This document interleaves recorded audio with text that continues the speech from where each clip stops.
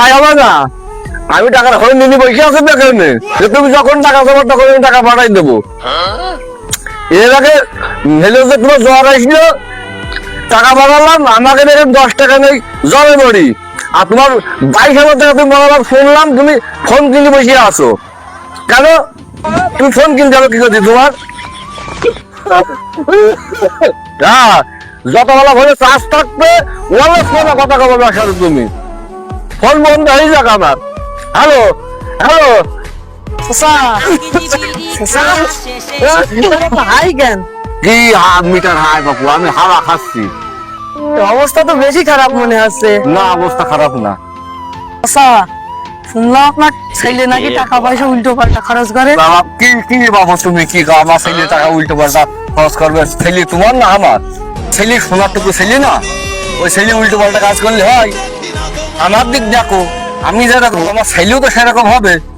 এলাকার লোক কানা ঘষা করছিল তোমার ছেলেকে নিয়ে আরে বাবু, এলাকার লোকের কানে কথা ধরতে গেলে হবে না। ছেলে একটু লাইন উঠে গেলি এলাকার লোক অনেক কথা বলে, ওসব কথা কানে করতে গেলে হবে না। ছেলে পিলে যদি উল্টো পাল্টা কিছু করে তোমার, তুমি যাও। উচিত কথা বললেই দেবে। ওই উচিত কথা কি রে? হ্যাঁ, বাড়ি বেশি উচিত কথা কি? এইসব ছেলে মিলের জন্য মানে আমার একটু ফাঁকাই বেড়ানো কায়দাও নেই। বড়ই হচ্ছে না, গাছটা কি ছুট না যাক নাকি? এবার ছেলে টাকা পাঠাইতে হবে বিদেশে, দেখি গাড়ি কিনবে।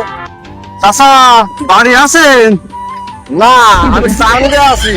আমার সাথে চান্দে দেখা করো তুমি। আচ্ছা, এক খুশি সংবাদ নিয়ে আইস তো। বলো। আর ছোট ভাই তো চাকরি পেয়েছে। কথা বলতে বলতে গালের মধ্যে মিষ্টি ঢুকিয়ে দিচ্ছে। তো মিষ্টি খাওয়াইতেছো না গালের মধ্যে মেরে ফেলতে আইছো? না, ওই নেভিতে চাকরি পেয়েছে আমার ছোট ভাই, দোয়া করবেন। মাঝে একটু দোয়া করবেন চাচা। নেভিতে? তোমার মিষ্টি তুমি খাও। নেভিতে চাকরি বেশ সুন্দর একটা চাকরি।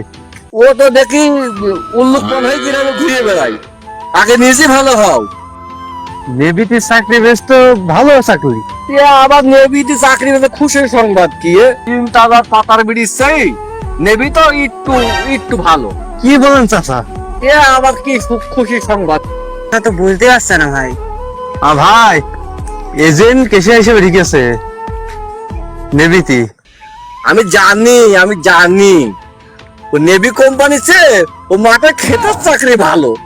আপনারও বুঝলাম না, ও নেভি সিকার্টার ছাড়া ও কি চাকরি পাবো? সিকার্ট কোম্পানি। চাচা বুঝতে পারছে না, এই নেভি সেই নেভি নাই চাচা। ডিফেন্স সরকারি চাকরি। নৌবাহিনী স্পেশাল ফোর্স হিসাবে চাকরি করছে না ভাই এখন।